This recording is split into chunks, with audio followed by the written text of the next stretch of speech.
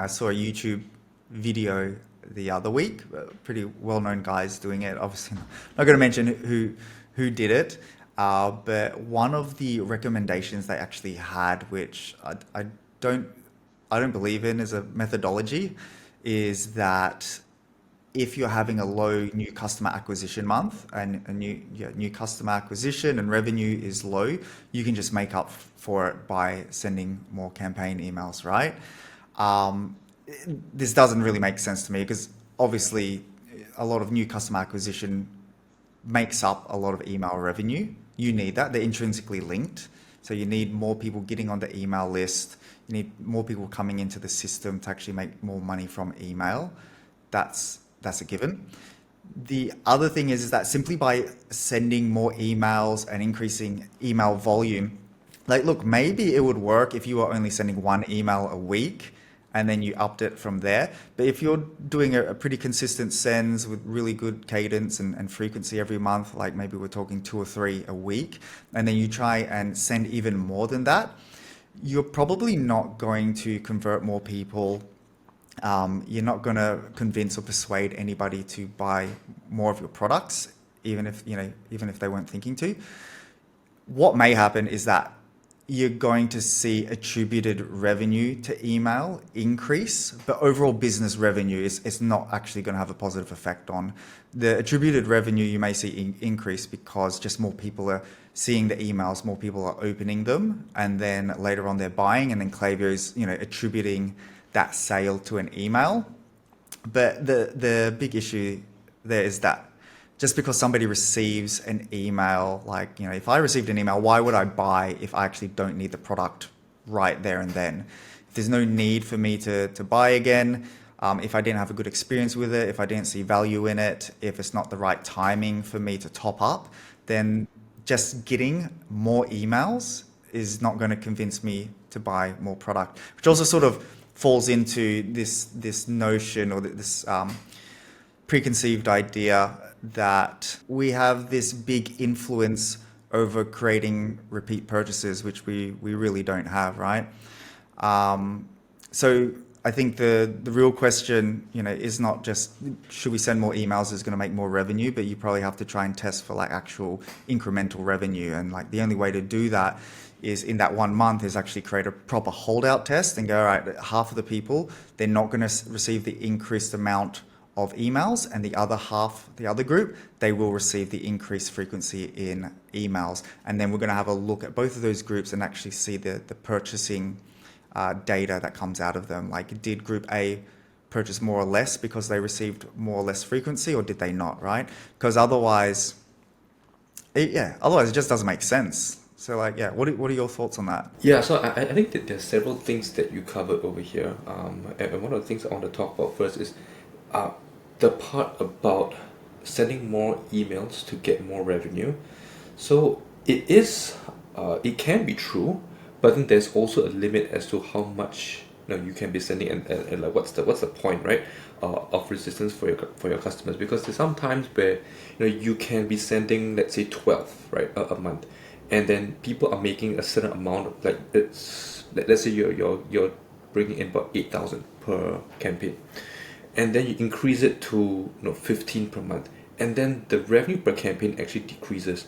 Yes, you might still earn a little bit more, like in total value, but the per recipient actually kind of goes down. So then there needs to be a balance, right, in terms of how much revenue we want to bring in versus how much is the limit for each customer. There's something else that we did, right, that test that we did for customer versus non-customer, and then we realized that most of the campaigns are actually driven by existing customers. So Crazy. it yeah, and I was just doing some of our house take dashboards this morning, and I saw this exact same thing actually for one of our clients.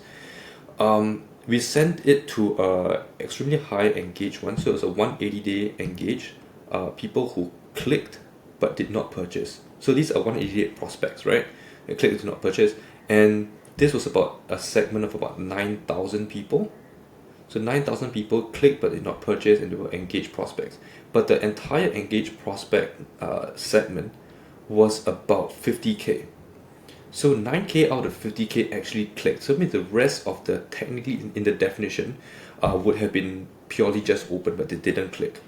And out of this 9,000, only 10 people made a purchase. Just pathetic. Yeah. Yeah. Yeah. And Revenue that was per all prospects, was it? Yeah, prospects. Average order value was about 90 something bucks. The normal average order value for a normal campaign that we would send to a 180-day engaged was about 130. So 90 versus 130, that's a lot of difference, right? And then, yeah, so revenue per recipient was a lot lower. Yeah, so like if you divide everything, it's about 5 cents.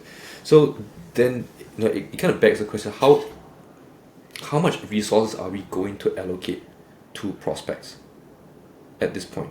Because if you're going to create multiple emails for different customer segments, then for most brands who are doing, let's say, 7-figure, like you don't have that much resources to spend creating specific ones for different RFM segments. You're going to have one for prospects 90-day, you're going to have one for prospects 180-day, and different people are going to get different messages. Yes, like there is a respect for the customer journey and all that kind of stuff. What's the effort reward ratio that goes into this whole thing? It has to be something that has to be balanced as well. And I don't think that many agencies that are answering this question, they're just like yes they go. So the better you have segment, the better all the tailoring and all that kind of stuff. Dude, it's just a way to sell shit. It's just blah blah blah bullshit. Um, yeah, and even just talking about like respect for the customer journey, like okay, we want to give prospects sort of like a dedicated messaging. Still like respect for that customer journey. Prospects in your list over 30 days. Yeah, they're you should be treating them as people who are lapsed. They're pretty much lapsed prospects. Which also sort of like makes me think like, so for this particular account, did the client specifically ask like, hey, we want to send this specifically for prospects or create it specifically for prospects? No, it was just a test that we were doing to see, whether it was worth the investment in time and the investment in resources. Because, clients are paying us per email, right? And we're going to be creating this one extra email for that. Theoretically speaking, yes, it's supposed to make a difference, but, in practicality, is it actually really going to make an impact that is worth an extra X amount of dollars that you're paying your agency, or X amount of dollars that you're paying, for your team to create all these things? Yeah, this is actually a question I kind of wanted to chat to you about today. Because I also do see some clients go, hey, I want to make an email campaign. It's just to prospects, and then here's the messaging, and there's not really like any special offer in it. But I'm wondering, like, for most campaigns, they should be quite broad. Just send them out to everyone. At least keep the impressions and staying top of mind on for the prospects also, along with customers.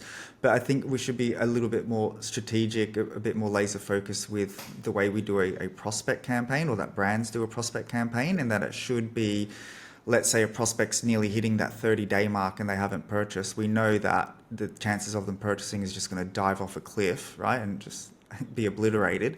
So maybe what should be happening is that we do a very targeted campaign to them after they've been on the list for 30 days.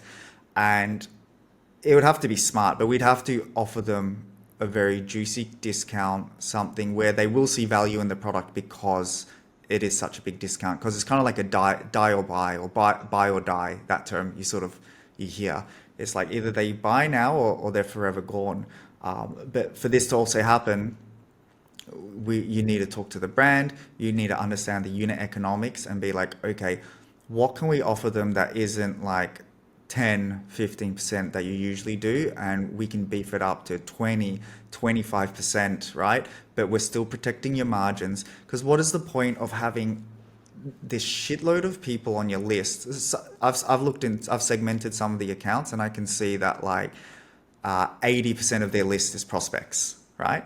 So it's like, what's the point of that? One, it's increasing your Klaviyo bill. Two, the only way we're possibly going to get more repeat buyers is if we can get product into hands.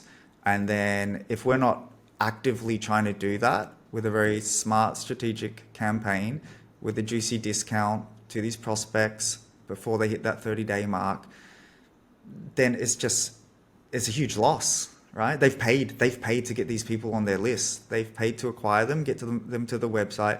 Then they've signed up. We're sending emails to them, which is resourcing. They're paying for them in their Klaviyo billing. it's probably smarter to give them that big juicy discount, and don't come up with excuses about, oh, we're not a big discount brand or whatever, because the economics of it makes sense. If we can at least get them all across the line without losing a bunch of money, then we also now have this bigger pool, this bigger opportunity to create more repeat buyers. That bottleneck in your retention funnel has now like opened up. Yeah, yeah. I mean, for sure. I mean, that's something that we are going to be testing out very soon as well, right? Like targeting these people after 30 days. Yeah, but in terms of, so I mean, the 30-day engaged prospects would definitely be a lot more responsive than the rest of the 180-day engaged prospects. Yeah, so if we're going to give the discount, we only will be giving the discount to these people, not the rest of the 180-day. But for general campaigns, I think we could still do a general like 180-day prospect campaign and a 180-day customer engaged campaign. So those will still be the same thing. And I mean, it just makes the most impact because we don't have to change the creative that much, right? It's just a messaging that's going to be slightly tweaked, same angle and stuff like that. So those campaigns can still go out. For the 30-day buy or die kind of thing, I'm actually in two minds about it. Like we can definitely send these campaigns out, you know, as an email. But I'm also very keen on combining it with SMS and direct mail. I just think that it makes a lot of sense. Like especially for direct mail, I mean we've done so many tests, right, and so many different segments across so many different time periods, and then we see that there is a lot of latent value capture for postcards, up to like 60 days after we send the thing, because people don't buy immediately. So the same thing for emails, right? So people don't buy stuff immediately, when they see the email. But the difference between a postcard, a physical piece, and an email is that the postcard will lie somewhere in your house. You can still see that, and you're like, oh yeah, I remember this thing. But for an email, it's just gone forever. Yeah, so I It's think lost. that, yeah, so that definitely is something that is, I'm very interested in testing out as an evergreen thing for because what we've been doing all the time was just for winbacks, like evergreen winbacks. But I'm very keen on testing it for welcome flows as well. For I mean, maybe not welcome, like sunset flows, if you can call it that, sunset flows for like the 30 days. Yeah, because the discounts are actually, at the end of the day, everything is a commodity. Nothing is really that branded, and no one really goes that crazy over a certain brand. If you can get this exact same thing for cheaper, no one's going to be that loyal. Everyone's loyal to their own pockets first. So yeah, I think if you got a discount, then you got a discount. Like I'm quite tired of the anti-discount, gang going on like on LinkedIn and stuff like that. Like, dude, you don't know how to buy. It's not Yeah. about yourself being able to market properly, but like that's how people buy. If people want to expect a discount, you Yeah. gotta give a discount. If not, you're just wasting a That's the bunch of customer money. journey. Yeah, Yeah. you're wasting a bunch of money like on your ads, and then people are still gonna be attracted to the money at the end. So you gotta So it's match about the, yeah. Yeah, I was just gonna say it's always about the offer, right? With marketing, like if you have a great offer, people are gonna buy. So you might and the customer journey right now is people expect discounts. That's just the reality of it. So as long as you can bake that into your margins and remain profitable, then why not do it? Yeah, exactly. And I think that one of the reasons why people are so afraid of discounting is because they haven't calculated it at the beginning, right? You should be calculating it. So what we do with our clients would be we are baking it into the on an order level, like on a SKU level and on an offer level.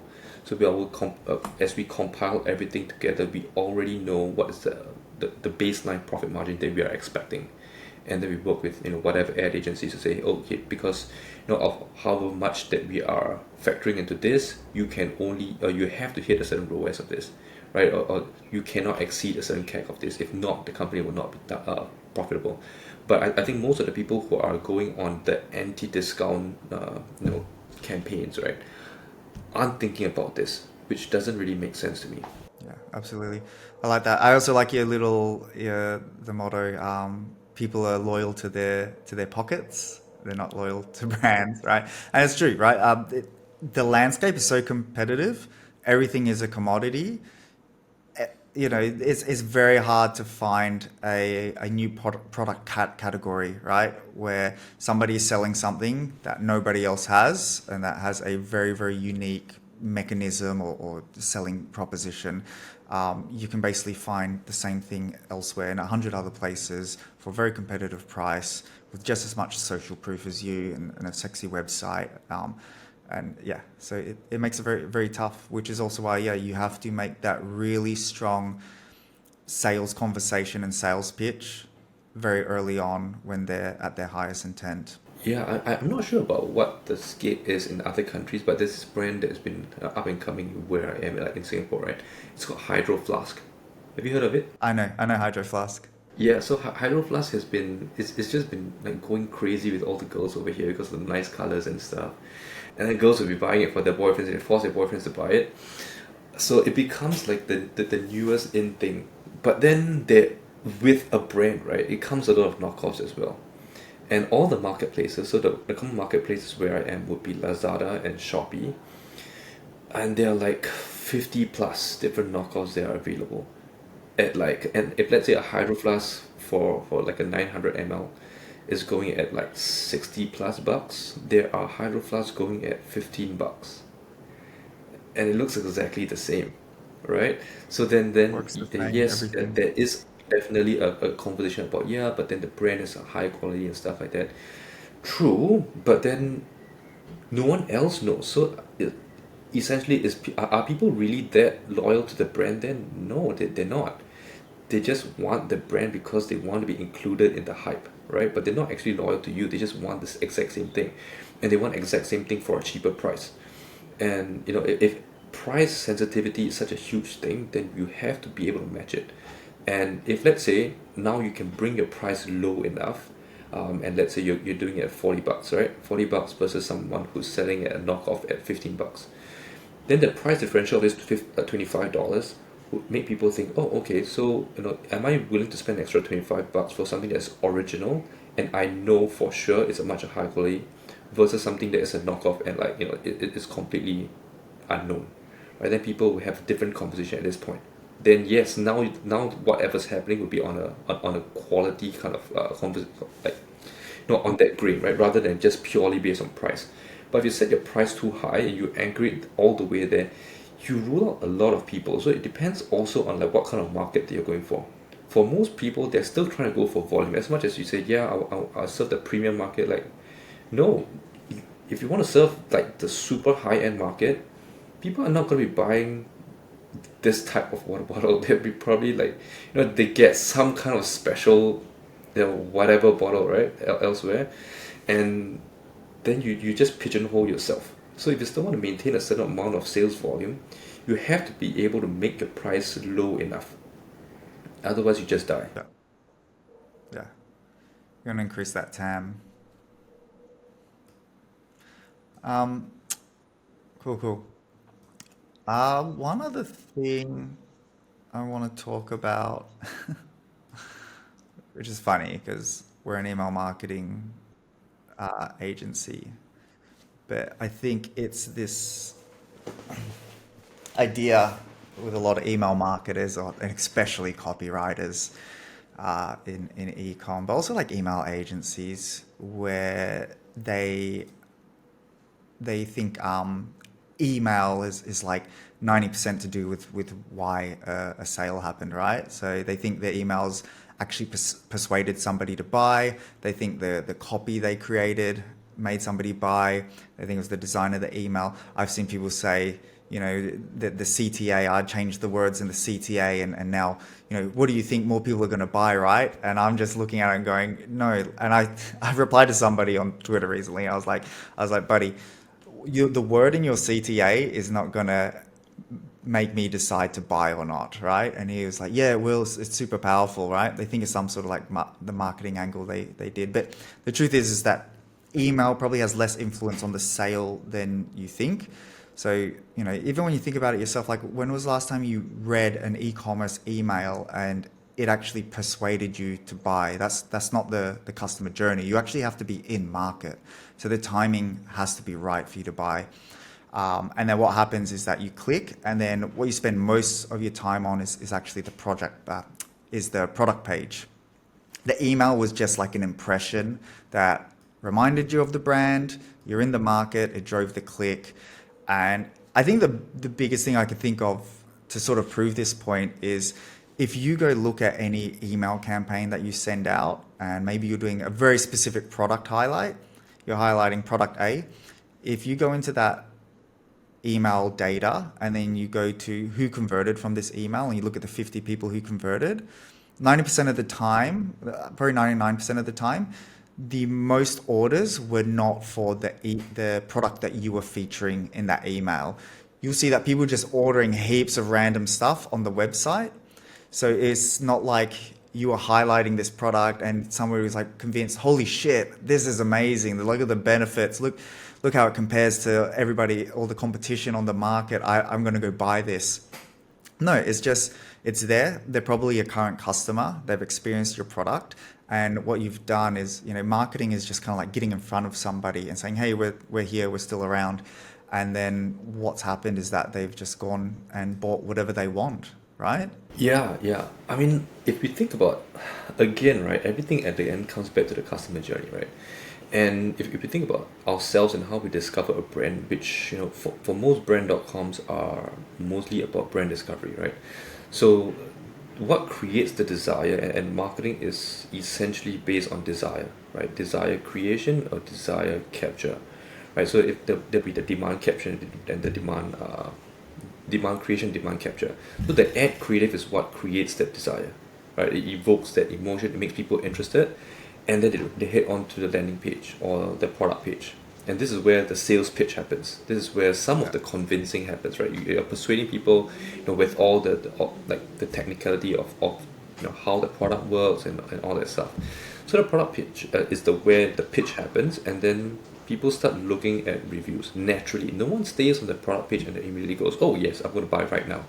It hardly happens. People are still going to go off-site. They're going to go into the marketplace. They're going to go into Reddit. They're going to go Quora. They're going to do their own research outside. And there's nothing you can do to help to stop people from comparing it. It's just the nature of humans. So then they're going to read reviews. They're going to have testimonials and stuff like that. And that's where people will probably be more convinced, or they ask their friends, right? And that's where word of mouth happens. And if you are a normal person, most of the time you will also go to social media.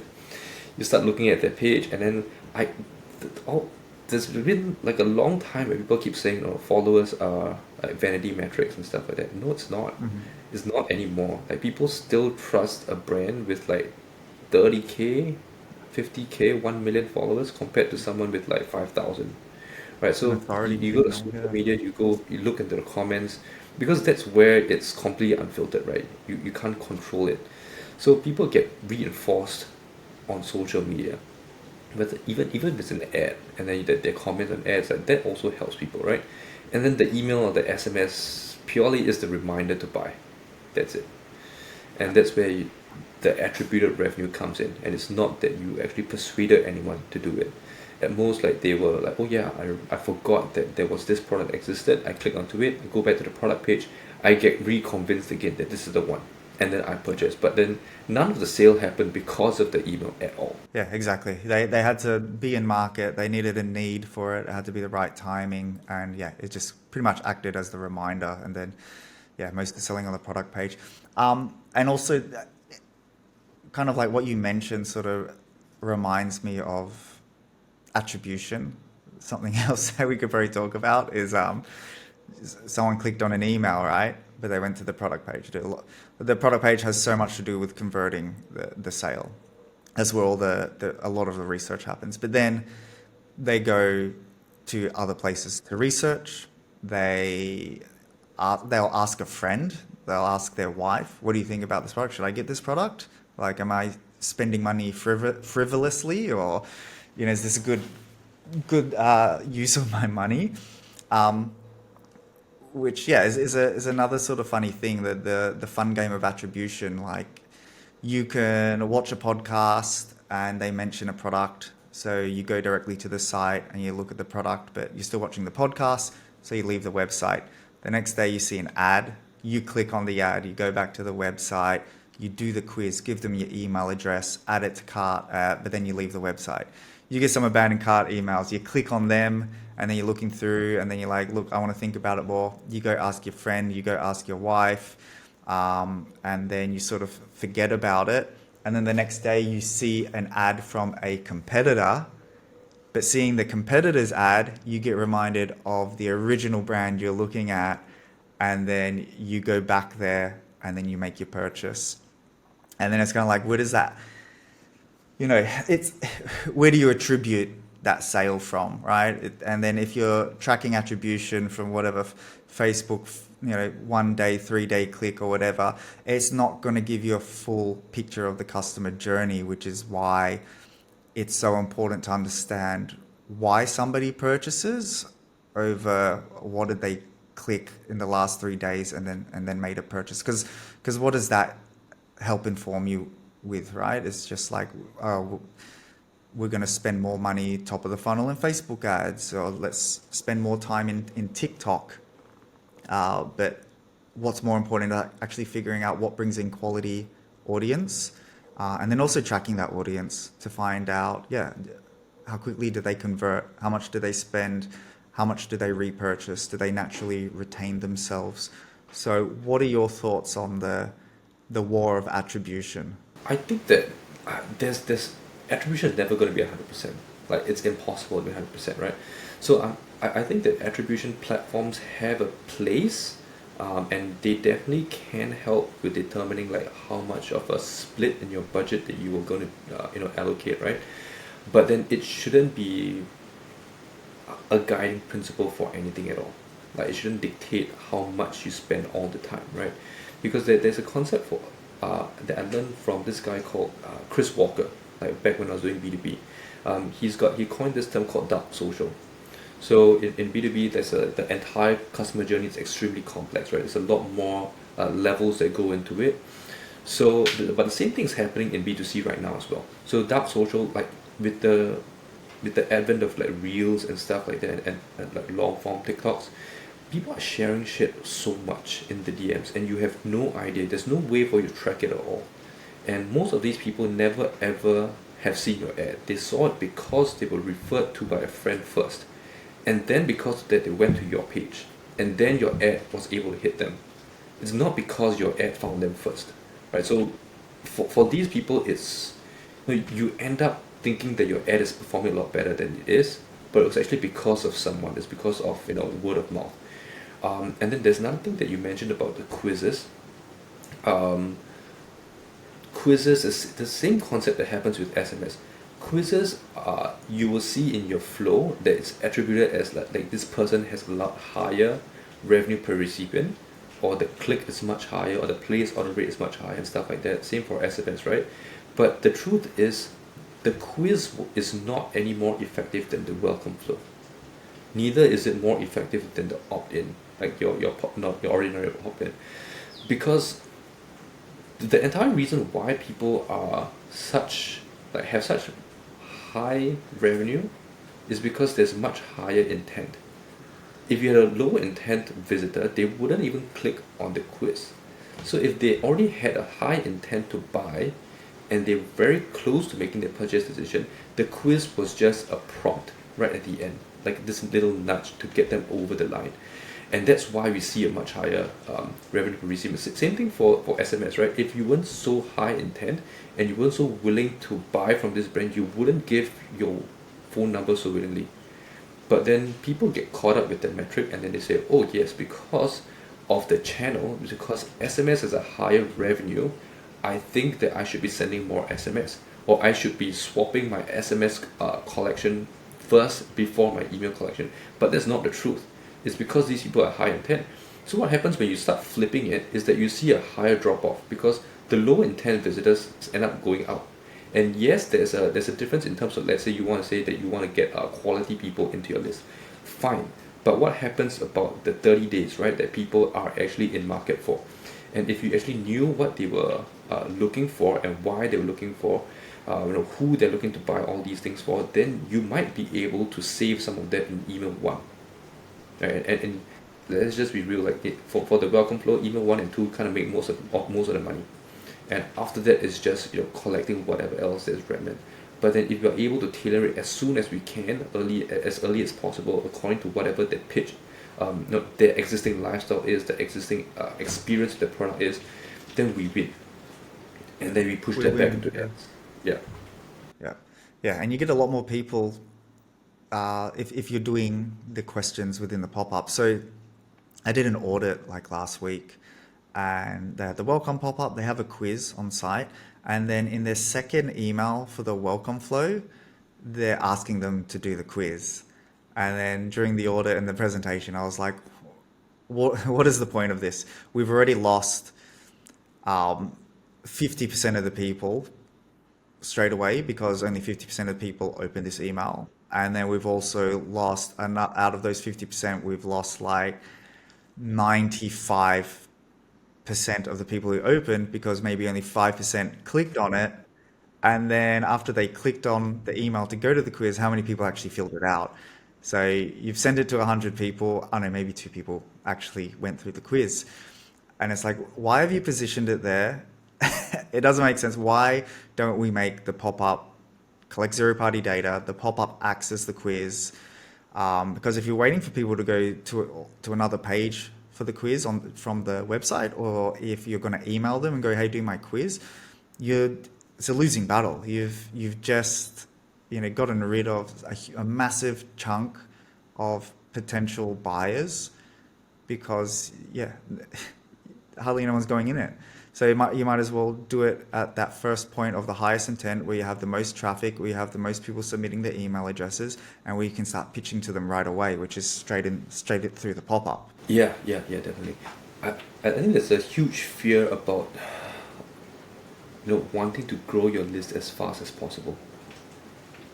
And that's a common occurrence, and this has been the same thing for years. Like everyone just wants a huge list, and then they're just forgetting that you want a huge syndrome. base of customers, and you don't want a huge list. You want a huge base of customers, and if you can't monetize these people, then the list is useless, right? And if you can't get more of these good customers, then you're just extremely inefficient in your entire marketing. Then you might as well just run like put ads on a bus, right? You're gonna be the exact same thing. I think talking about this a lot. I'm starting to post a lot more about it on Twitter. I'm doing videos about it for YouTube and everything, but it's that sort of like the sign-up rate myth, right? There's this big lie that everybody's been told that a bigger list equals more revenue, which if that was true, as I always say, everybody would run a giveaway. Everyone would run a giveaway for big value, lots of free product, or a giveaway to win $1,000, giveaway to win an iPhone. Like anytime you do a giveaway, obviously it's going to attract low quality people. And so that it just doesn't work. A bigger list does not have any correlation or causation to sales, right? That's the big issue. So if people on the list are not converting, then all you have is a big list, and that's it. And then of course I was also saying like why do people have these quizzes? Why are they send them off to the quiz from why is it navigation on the homepage? Why is it through email? And it's because people are scared to ask questions on the pop-up. As you know, like we've tested this, right? A/B split test, over 2,000 sign-ups, 1,000 to one form, 1,000 to another form. I think it was like over 1,000, and sign-up rate's negligible. So it was like 15.9 versus 15.8 sign-up rate. So there was hardly any drop-off. But even showing that, so I'll show people that. So it beats that objection. They're like, oh no, I'm really scared. What happens if sign-up rate's going to be destroyed? And it's like, well, one, no, it isn't. But even showing that stat, it's like, even that stat doesn't matter because that's not showing us the KPI that really matters, which is sign up to conversion rate. So let's say the zero-party data where you ask questions actually had a bigger sign-up rate. Still wouldn't matter unless the people signing up were converting at a higher rate than the other pop-up, right? Once again, so it's about sign-ups correlating to placed orders or sales or revenue. Yeah, yeah. That's actually, I think, one of the biggest mistakes that we've been taught in traditional marketing, right? We've been always taught the same old formula, which is, I think it was visitors times conversion rate times average order value equals to sales, right? So if you have increased visitors and conversion rate remains the same and average order value remains the same, you get more sales, right? So if conversion rate remains the same on your pop-up and your average order value remains the same, you're technically supposed to get more sales. So I think that's why people are so obsessed with getting, a bigger list, because just based on maths, it's supposed to be like that. But then they forget that, like you mentioned about the audience quality, right? So let's say we decrease the number of visitors, but then the intent is so much higher that conversion rate easily doubles, and average order value can easily increase by like 30-40%. Then amount of sales we get is so much more, and then our list isn't bloated, and then we have people who are converting much faster. Everything is so much more efficient. We are pushing the same things back into our ads. We are collecting quality data, right? Our product page is improving, which improves the conversion rate from the front end, so it doesn't have to wait all the way till the email to convert people. Like it's just exponential at that point. So the formula itself fails to take into account all these different factors, and the biggest factor here would just be audience quality. And everyone is just subscribed to the same thing. No one's questioning why we've been doing things the same way. And I think that SaaS platforms are not helping either, because they're all perpetuating the same the same principle that our tech can help you increase your opt-in rate, right? If let's say your opt-in rate is 5%, with our pop-up you're gonna get like 10% or 12% or whatever. So yeah, you can increase the number of people going to your list by like 2.5 times, but then if people are not converting, then there's no difference at all. So then I think the next thing would be, as you mentioned earlier on about the quiz, like yeah, you can have a quiz in the email, but then linking people out is actually quite dumb, right? It's the same concept as to like in win back flows, right? You try to get someone to fill up a form as to why they're not going to buy again. It's a bit too late by that point, because the number of people who are even going to open a win back flow is so low, and the number of people you expect to click from a disengaged segment is even lower, right? And the number of people who are going to fill up the form is even lower. So by the time you actually can get statistical significance and a decent enough sample size for you to make a normal judgment, it takes you months, and that's so much of time for e-commerce, right? But then if you can do it at the front end, which I think there's like Spellbound is great actually for all these things. So if you can do it in like email 4, email 5, within Spellbound, I think that's amazing, right? So obviously you're going to collect your data on the pop-up first, but then you collect different data points in email 4, email 5, right? Because at this point you can have slightly different messaging already. Like let's say this person, you can segment, right? Because let's say they said that they are looking to buy in the next 1 week, right? Within that week you can be prompting them again. Oh, you mentioned that you have this problem, and then you're looking to solve that in X number of days, right? So what's up, right? And then you can have a series of choices that lead you to different screens, and then you can, if let's say price for them is a big one, then you can send them to with the logic flow behind, send them to something that solves about price. If it's about the brand, you can solve about the brand, and all those kinds of stuff, right? And then you can combine it based on the different segments that we've already collected beforehand. So by this time, it's so much more targeted. Yeah, but obviously you should be retargeting them already in your ads and stuff. Yeah, absolutely. Yeah, the sign up rate thing, I feel like it's the newest, it's a dick measuring contest, really. It's like, who's got the biggest dick, right? Look at my sign up rate. Oh, it's fucking 18%, man. How big's yours? And I feel like the market's slowly getting more sophisticated when it comes to other email metrics, like everyone showing their, attributed percentage of revenue to Klaviyo. People focusing so much I got 70% open rate. I'm the king. I'm amazing. Check out this click rate. none of it means anything. It's all in a bubble and there's no context. And for the most part, it's these channel specific metrics that don't give you bigger picture look at the overall business and the way the direction the business is moving, the proper business KPIs.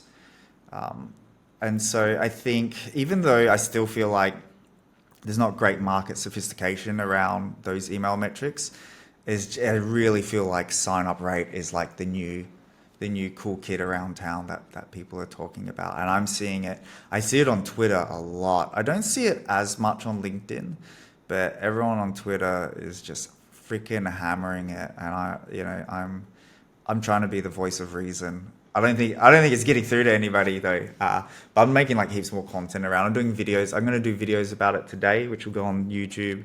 I'm just going to post it directly on Twitter. I think it's going to be a recurring theme.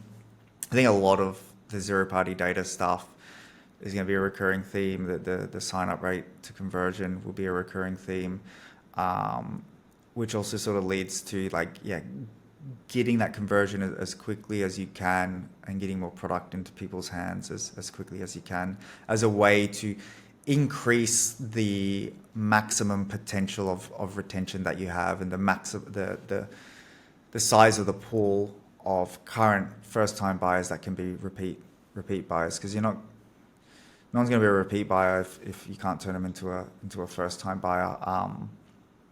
So I saw recently, you know Alex from No Best Practices? Yeah. Yeah, so she did a really cool post with a visual prompt that I actually really loved. It was like a tap with water coming out of it and like a big end of the funnel. And then that was your new customer acquisition. And then when they get through it, the funnel tightens. And then that was the maximum, let me see, your business's maximum retention potential. And then the water coming out the bottom was your actual repeat customers, which is really true. And like there's a lot of stats that I don't think a lot of people know about. And it's also something that I've been looking more at and actually going into our client accounts and then figuring out, okay, I hear this a lot, but I want to see like real data around it. And so one of the big things that she did is like, new customer churn is super high for every brand. And pretty much like 70% of new customers will not repeat purchase. So just the other day, I went through 3 different brands that we work with, all very different brands, all very different sizes. So I went through an apparel brand, which had, let's see, maybe 20,000 customers on their list. And I found out how many of those customers only purchased once, and it was 71%. And that was for an apparel brand. Then I looked at a sort of like a skincare brand, and they had probably like 160,000 customers, so much bigger. And I went to look how many first-time buyers, never became a second-time buyer, and it was 73%, right? So it was still around that 70% mark. And then I looked at like this audio speaker, like headphone brand, and they had 250,000 customers. So each time it's a bigger business, bigger list, bigger customer list and everything, and very different industries. And even with them, 75% of customers have only purchased once, right? Which also sort of leads you to and helps you kind of understand that it's very hard to influence a second purchase, and you can't influence it as much as you think you can. And a lot of that, getting a repeat buyer actually comes down to do they perceive value in your product after they've had it, the use experience they had with the product. Do they need more of that product, and is the timing right for them to buy that product? So it can be very hard to influence a second purchase. It doesn't matter, you send them 100 emails, send them 100 SMS, send them, 100 of anything. Go knock on their door. If they're not ready to buy or they didn't like your product, they're not coming back to buy again. which then also sort of like leads us to the biggest lever that we may have as email and retention marketers, and the primary goal that we should really be looking at. And it is to convert as many people as possible as we can who sign up to the email list, because the more of them we can convert, right, the sign up to conversion rate, if we can increase that, then the bigger the pool of first time customers. The only way you're going to get second time customers is if you have more first time customers. So once again, getting product into customers' hands should be a primary goal for a lot of email and retention teams. And I think 99% of email agencies out there are not doing this. They're not even tracking it. They're not figuring out what is the sign up to conversion rate. They're not figuring out how quickly do people convert after signing up. And then they're not figuring out how can we actually get more people to convert more quickly after they sign up? Because that's going to be the biggest lever right now in terms of retention. In your sales calls, right, have you asked clients, because what we've been hearing so far is what we actually hear from other marketers, right? But from clients and brand owners, business owners, what have they been saying about email lists? And what are the biggest concerns actually with the whole concept of retention? Is it actually still about the repurchase rates? And are they even aware of the concept about getting products in customers' hands? So this is very interesting that you say this or ask this, because I have been trying to pitch the need for zero-party data, why it's important, how we can use the qualitative and marry it with the quantitative and do things like increase conversions, and then also try and find and attract a more quality audience that it retains itself. And I've had a hard time with it. And I just feel like the translation and communicating that message across, it just doesn't get through. I say these things and then they go, oh, cool, that sounds pretty cool, but I just can't wrap my head around it.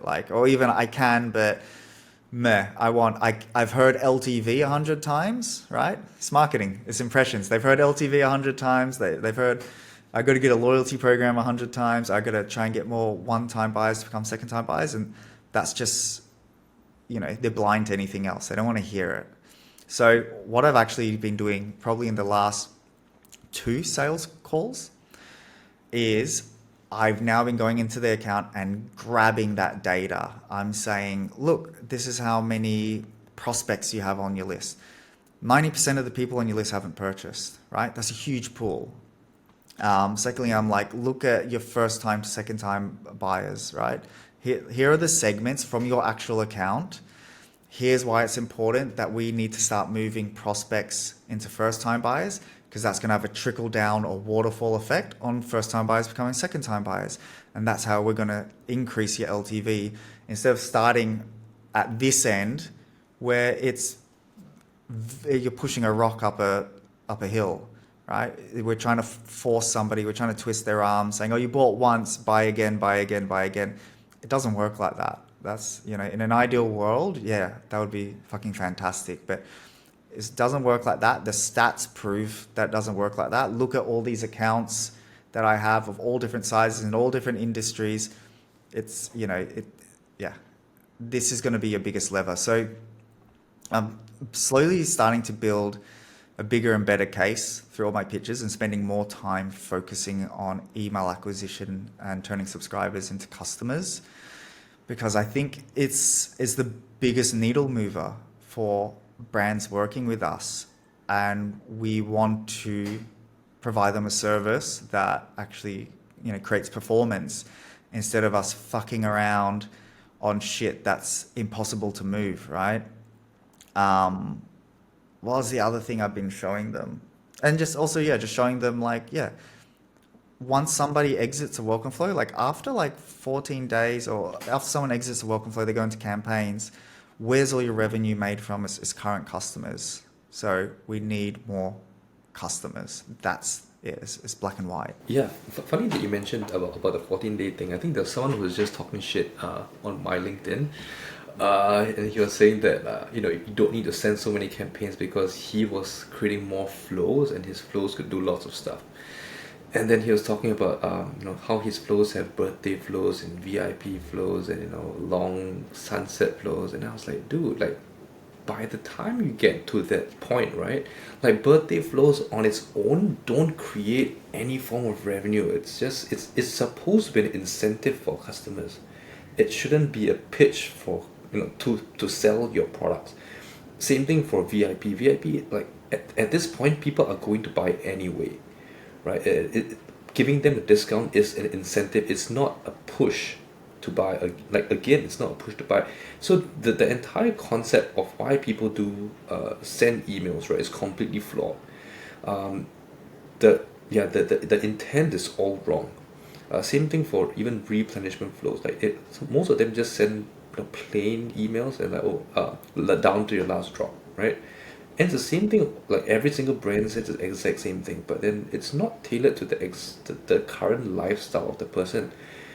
Most people don't repurchase, one because they haven't used the product, right? They forgot that they even ordered the product. Another one would be because they probably didn't use the product properly. So if they didn't use the product properly, then there's no reason for them, like they don't see the full value of it. So if they don't see the full value of it, they don't repurchase. And then the next one would be they probably didn't use it long enough to receive like the entirety of it, like to experience everything that they were supposed to experience. So in that case, right, if you don't onboard people properly, then your replenishment flow is useless. But everyone's like, yeah, let's just get the replenishment flow up and let's get the cross sell flows. It's not gonna happen. People don't buy like again because of that. And I was telling the guy like, your flows don't typically last more than 14 days. And then he was like, yeah, mine do. Mine, I've got like a 60-day drip. I'm like, dude, that's wild. Like if you're 60-day drip, and then you're blasting campaigns at the same time, your customers are gonna be completely inundated with like marketing messages they don't even care about, and then the next thing you know, like you're on blacklist. That's crazy. I saw a guy on LinkedIn. Oh man, I wish I could remember his name. He said something crazy. Like he was like whatever. I'm the flow master, and he's like, I've set up 120 flows for my client, and the amount of backlash that he got in comments from all the other email marketing people. Everyone's like, yeah, they were just like, you're mental. Like that doesn't make sense. And I don't think he didn't reply to one comment. But this guy's notorious for just posting some weird email stuff, and then people blast him, and then he doesn't say anything. I guess maybe it's good clickbait though. I mean, it's good. He's definitely getting impressions and exposure, but maybe not for the right reasons. Um, focusing on things like and with the replenishment flow, yeah, a lot of people set it up because they're like, yes, revenue driving, and then they don't put much effort or focus into the initial post-purchase experience where we are trying to do product onboarding or product activation or product adoption, product education, whatever the hell you want to call it. But yeah, trying to get the user, the customer to use the product, one, and number two, have a good experience with it, because they got to use it for it to like run out, and then of course they have to have a good experience with it for them to want to come back and buy again. And yeah, a lot of people they don't put much effort into it, and then they just go replenishment flow. But yeah, just having flows that go so long, yeah, it doesn't make sense. Yeah, you just for prospects, if they haven't bought in the first 14, 30 days, the chances of them buying is hardly there. And then when it comes to customers, they just need impressions. They just need to see an email. It doesn't have to be super tactical, to be honest. It just has to be a good reminder to them that you're still around and that you're alive as a brand. No, I just want to say about the earlier on you're talking about the non-customer segments, right? So I pulled out our Pulse Link dashboard, and yeah, like 80% of our accounts, they're all sitting in the non-customers within like 70 to 85% range. Like obviously, if you're talking about seasonal products, it goes up to like 90%, like accessories and stuff like that. But if not, everyone is all sitting at the same point. And no matter how much we try to segment, there's only so much that we can do to engage the non-customers, especially if you're just flooding the site with random visitors, right? And then out of the customer segments, we have about um, let's see, about 60%. Yeah, about 60% of them are about one-time customers. So yeah, again, there's not much that we can really do on that front, and we can't really influence it. So, like a big question for you, like, what are your thoughts on, yeah, where we pivot from here? Like, my idea is, of course, collect zero-party data, and then make a good sales case and pitch in the welcome flow. But it's actually my idea is also to actually I want to hear your thoughts on how we would create a testing framework around this. But right now we do the typical, you send one email right after, wait one day, you send another email. But I want to be aggressive and send freaking 3 to 4 emails in the first 48 hours. When they're high intent, when they're highly engaged, when we can speak to them and convince them as quickly as possible. 4 sounds a bit crazy, but I'd be happy to go to 4. I know when we talk to a brand, they're going to be like, "What the shit are you talking about? 4 emails in the first 48 hours? Like, get the fuck out, you're fired."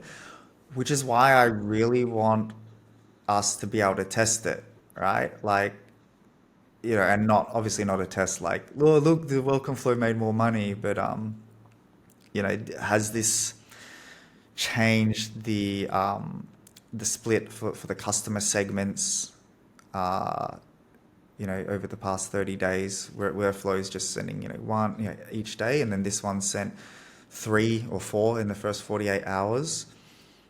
Have we captured more customers by doing that? So that's one.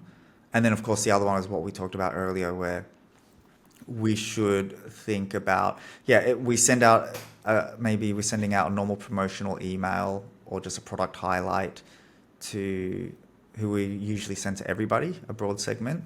But then we take that and we just duplicate it and go, let's put a juicy offer and send this one to prospects, and then this one can go to just customers.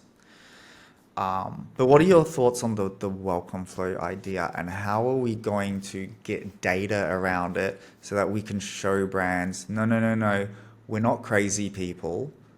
This works. Yeah, I think I actually have it planned out in one of the roadmaps for our clients for next month to do a test for 2 emails on day 1, and then one on day 3. So sorry, one on day 2. So that means 3 emails in 48 hours. So hopefully that goes well, but then we'll see about that. So I've got that one already mapped out. I've got another one that I'm probably gonna start doing next week, like to just plan it out. So then we'll be able to see some data on that. So how we will do it is we're just gonna split the flow 50-50, right? And then one will go the same path for the single, one day, one day, and then the other 50% will go through the other one, and then I'll duplicate the entire flow entirely so that we can see if there's an increase in latent value capture on either one of the flows, right? That could be one thing. So that's on the flow level. As for tracking its direct impact on the customer segment side, I don't think we can. I don't think we can specifically split that. I mean, it's going to be hard unless we create like a specific property for each person who came in during this cohort. I mean, it is possible, but then I'm not sure how much of a difference that would really make, because if let's say this is the only thing that we're doing and the only change that we're making this month, then any change would likely be a result of this effort anyway. So then if we do see a small drop in non-customer segment, then likely it is because of this reason. And I mean, anyway, right, we wouldn't see a huge difference even if we saw a 0.5%. That's amazing, because if you've got a list of like 100k 200k non-customers, like a 0.5% is a lot of customers. So that could be a big win already. And then, what is your other point that you mentioned? The second one? Oh, it was just the discount, duplicating a normal email we've made, and we can just send it to customers, but we'll duplicate it and put a juicy offer in there. And I think that would be pretty easy to track. And I mean, we could just look historically. We'd have to do a few things around it though. Yeah. Yeah, I mean, definitely. I'm not sure whether like how much we can really track for like new customer revenue and where we are going to use that to track. Because I'm not sure if Toro can do it. Do you think so? We're talking about the welcome flow thing, No, not for the welcome flow. For uh, the for 30 the day, campaign. yeah, for 30-day campaign. Uh, I don't think so because it's not, the cohort isn't going to be like, actually it might be able to, because he can track 30 days, right? Let me just go into it real quick. yeah, he does. He tracks people over 90 days. I was actually going to mention Form Toro for just even the email frequency and the welcome flow. If we're using Form Toro, it just makes everything easier because we could split test a pop-up. The pop-up's exactly the same, but depending which pop-up they went through, they would go through a different chain path in the welcome flow. They would be a part of tracked differently as a different audience, and then we would track each one over 30, 60, 90 days. How many people converted, how fast did they convert, what was their repurchase well, actually we're not trying to, I mean, we could even do that. Nah, repurchase rate wouldn't come into that equation. That's not what we're trying to No, track no, for. we wouldn't need to It's, do it's it. But we just, can do yeah. we can do a revenue analysis from there because they've got a cohort tracking, yeah. And I think the best thing is that we've got John and the Form Toro team like to support us. So Just ask him. Yeah, he'll have an answer. Cool. I mean, Yeah. if he's done it before, he'll just be like, "Fuck you, this is basic shit." Yeah. Yeah. Yeah. He may already have done this test. I think because I know he has said many times he's like you should be firing off 2 emails in the first 24 hours. He has said that. I got the 4 emails idea from Alex at No Best Practices. She did a post recently and she was like, fuck it, send 3 to 4 in the first 48 hours. Like capitalize and maximize on that utility. Otherwise it's gone right into the ether. Like bye bye potential customers.